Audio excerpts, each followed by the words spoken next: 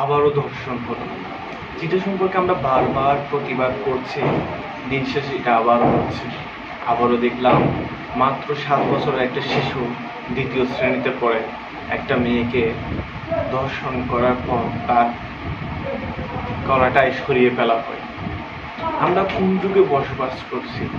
আমরা অনেক সময় অনেক অভিযোগ দিই, বলি বোরকা পরে না, সেজন্য ওই মেয়েকে ধর্ষণ করা হয়েছে, ওই মেয়েটা রাতের অন্ধকারে বাইরে বের হয়ে সেজন্য তাকে ধর্ষণ করা হয়েছে, এবং আমরা বারবার এক একটা অজুহাত দিয়ে থাকি। কিন্তু আপনাদের কাছে আমার প্রশ্ন এখানে, 8 বছরের শিশুকে কি দেখে তার প্রকরণাঙ্গ দাঁড়িয়ে গেল? এইগুলো যখন আমরা ভাবি, যখন এগুলো নিয়ে যখন কথা বলি, অনেক সময় অনেকে বলে আমরা শাহবাগী। এই জিনিসটা আসলে কষ্ট হয়। আমাদের বোন প্রতিনিয়ত প্রতি সময় ধর্ষণের শিকার হচ্ছে। এই বাংলাদেশে কোনো বিচার নেই।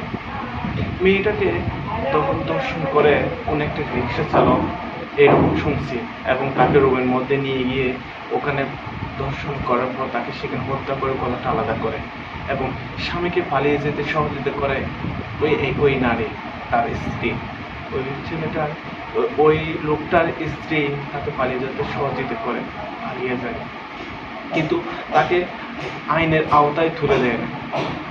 আমরা প্রতিনিয়ত এভাবে কত বোন হারাচ্ছে, কত বোন হারিয়ে ফেলতেছি, এটা কি আমরা ভেবেছি? ভাবি নাই।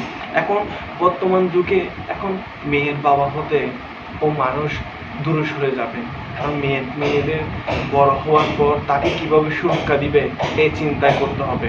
বাবাকে সবসময় লেগে থাকতে হবে মেয়ের পেছনে, কারণ এখন যে হিংস্র হয়ে পড়ছে মানুষ, দিন দিন মানুষ কোথায় গিয়ে পড়ছে বোঝা বড় মুশকিল। 7 বছর বলো, 7 বছর থেকে শুরু করে কোন প্রেগনেন্ট অবস্থায় মাকে পর্যন্ত ছাড় দেওয়া হচ্ছে না। সবাইকে যেন ওই ধর্ষণের হাত থেকে কেউ রক্ষা করতে পারছে না। ওই রক্ষা করতে না পারার কারণে আমাদের বাংলাদেশ এক সময় দেখা যাবে খুব একটা নাজেহাল অবস্থায় চলে যাবে। এই দেশের বাবারা আর মেয়ে সন্তান নিতে চাইবে না। আমি এই ধর্ষণের তীব্র নিম্ন প্রতিবাদ জানাই।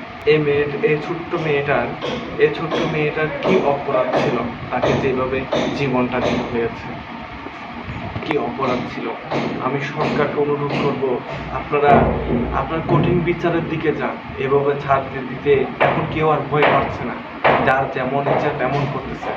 তাই স্বরাষ্ট্রমন্ত্রী থেকে নিয়ে সরকারকে অনুরোধ জানাবো এর সঠিক বিচারটা আমাদের দেখান। এখন বিচার চাইতেও আমাদের লজ্জা করে, কারণ বাংলাদেশের মধ্যে কখন কোনো বিচার হয়েছে বিদায় কোনো বাস্তব চিত্র আছে আমি দেখি নাই কখনো। তারপরও আমি আশা রাখি আপনারা বিচার করবেন, সামনে বিচার দেখতে চাই, কঠিন বিচার দেখতে চাই। ধন্যবাদ।